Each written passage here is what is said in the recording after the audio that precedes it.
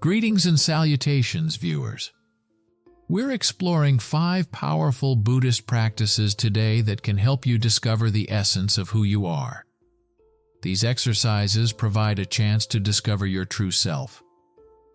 We'll look at straightforward yet effective techniques that have been utilized for ages to reawaken inner serenity and clarity in this video. Starting with the first exercise, let's engage in mindfulness meditation. Being mindful is focusing on the here and now without passing judgment. It's a technique for teaching our minds to concentrate on our thoughts, feelings, and environment at that very moment. This exercise helps us to just be aware of our experiences without attempting to alter or respond to them. To practice in mindfulness meditation, locate a peaceful, cozy spot to sit or lie down. If it is comfortable for you, close your eyes. Then, focus on your breathing. Take note of how each breath in and out feels.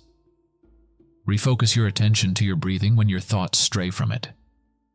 Any ideas, feelings, or physical sensations that surface can also be observed, acknowledged without being enmeshed in them.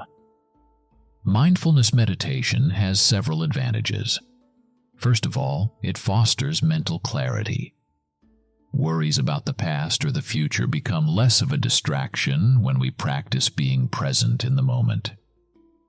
As a result, there is an increased sensation of tranquility. Second, practicing mindfulness meditation makes us more present. We live a fuller and more meaningful life when we are totally involved in whatever it is that we are doing, be it eating, walking, or listening. We can relish the little things that are frequently overlooked. Finally, self-awareness is raised by mindfulness meditation.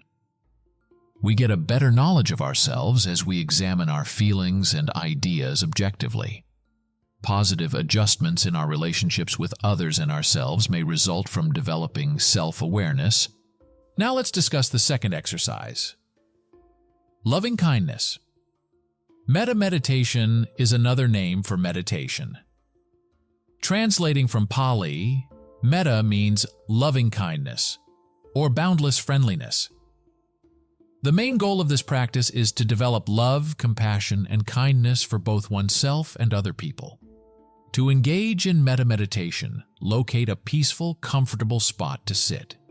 To help you relax, close your eyes and take a few deep breaths. Start by treating yourself with loving kindness. Say short affirmations to yourself like, "May I be happy, may I be healthy, may I be safe, may I live with ease." As you say these out, feel the love and warmth in them. Then, extend this compassion to other people. Start with close friends, family members, or mentors. Recite words such as, "May they be happy, may they be healthy, may they be safe, may they live with ease." Imagine that they are surrounded by joy and health. As you feel more at ease, show this loving kindness to strangers, indifferent people, and even challenging people in your life. May they be happy, may they be healthy, may they be safe, and may they live with ease, is still what is said. Give yourself permission to sincerely hope for their happiness and well-being. Metta meditation is akin to sowing the seeds of compassion and love within your heart. Through consistent practice of these emotions, you become more compassionate, empathic, and kind to both yourself and other people. It can also be a very effective strategy for mending rifts in relationships and lowering resentment or animosity. Metta meditation, to put it briefly, focuses on cultivating loving kindness toward all living things, including ourselves. It's a custom that promotes wishing for the well-being, ease, safety, and happiness of both oneself and other people. Let's now examine the third discipline, which is accepting impermanence. Impermanence is a core Buddhist teaching that serves as a constant reminder that everything is subject to change. This encompasses our feelings, relationships, ideas, and the environment we live in. Realizing that nothing stays the same can have a significant influence on how we conduct our lives. Realizing that everything is transient is the result of thinking about impermanence in day-to-day existence. This does not imply that we ought to be depressed or hopeless. Rather, it inspires us to recognize the fleeting beauty of each moment and to cherish it. When we hold on to things or circumstances too tightly, we frequently suffer when those things eventually change. Adopting an impermanent mindset teaches us to release attachments. That doesn't mean we lose interest in or enjoyment of life. Rather, it entails treating things lightly, valuing them while they're around, and letting them go with dignity when the time comes. This mindset has the power to deeply inspire freedom and tranquility. By examining the natural environment, we can contemplate impermanence in our day-to-day existence. Days give way to nights. Flowers bloom and then wither. Everything is constantly changing. We might also consider the experiences we have had. Observe how situations change, how relationships change, and how emotions come and go. Accepting impermanence has many advantages.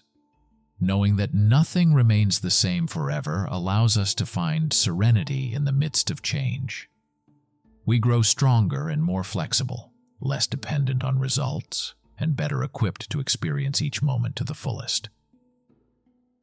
It also inspires us to live in the moment, realizing how short it is. Therefore, we learn to let go of attachments, find peace in change, and appreciate the beauty of each moment via this practice of embracing impermanence. It serves as a gentle reminder to live completely and gracefully in light of the fact that everything is always changing. Let us now explore the fourth practice, non-attachment, or aparigraha as it is known in Buddhism. Letting rid of our attachment to objects, concepts, and results is referred to as non-attachment.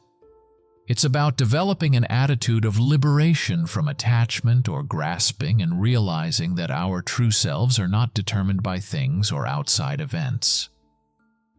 Being non-attached in Buddhism involves acknowledging that everything is transient. We set ourselves up for pain when we cling too tightly to relationships, monetary belongings, or even our own identities. This is due to the fact that these things could change, and when they do, we might suffer disappointment or loss. We practice monitoring our desires and attachments without acting on them impulsively in order to achieve non-attachment.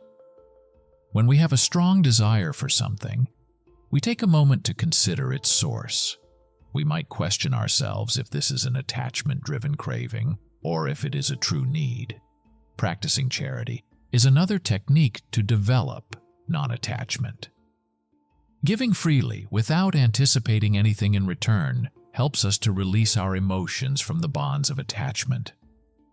This practice assists us in realizing that inner contentment, rather than acquiring material belongings, is the source of true happiness. Being non-attached has many advantages. We are able to break away from the painful cycle of craving and aversion when we let go of our attachments. We find a contentment and inner serenity that is independent of the outside world. Being non-attached also enables us to look past our identities and belongings to a deeper level of awareness of who we really are. Therefore, we learn to let go of clinging and grasping via the practice of non-attachment. By realizing that our true selves are not defined by things outside of ourselves, we can cultivate freedom from pain.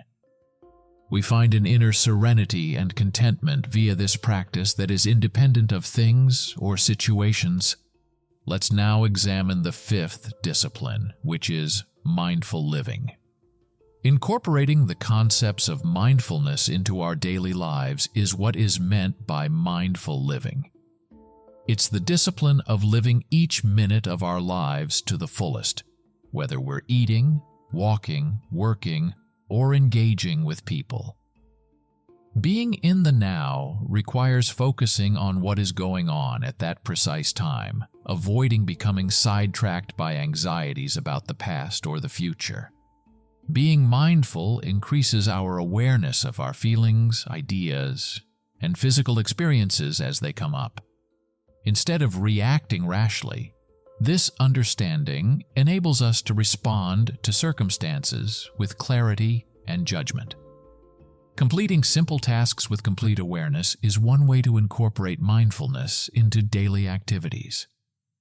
For instance, we can relish every piece of food and take note of its flavors, textures, and experiences.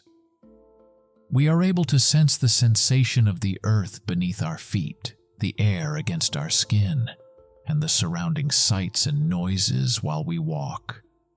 When we pay attention to the motions and sensations involved, even seemingly uninteresting jobs like cleaning laundry or washing dishes can become opportunities for mindfulness.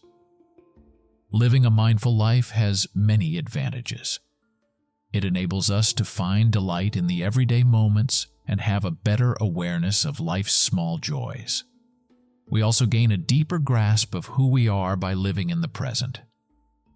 We get more aware of our preferences, dislikes, and behavioral tendencies. When we learn to make decisions that are consistent with our beliefs and objectives, self-awareness can result in beneficial improvements. Achieving perfection or maintaining a continuous state of mindfulness are not goals of mindful living. It is about developing an awareness and presence practice in our day-to-day existence. Increased happiness, contentment, and a stronger sense of self-connection and connectedness to the outside world can result from this practice. I hope you will make these a regular part of your life. Start modest, maybe by practicing mindfulness meditation for a short while each day. As you feel more at ease, you can investigate loving-kindness meditation, consider impermanence, engage in non-attachment, and incorporate mindfulness into your daily routine.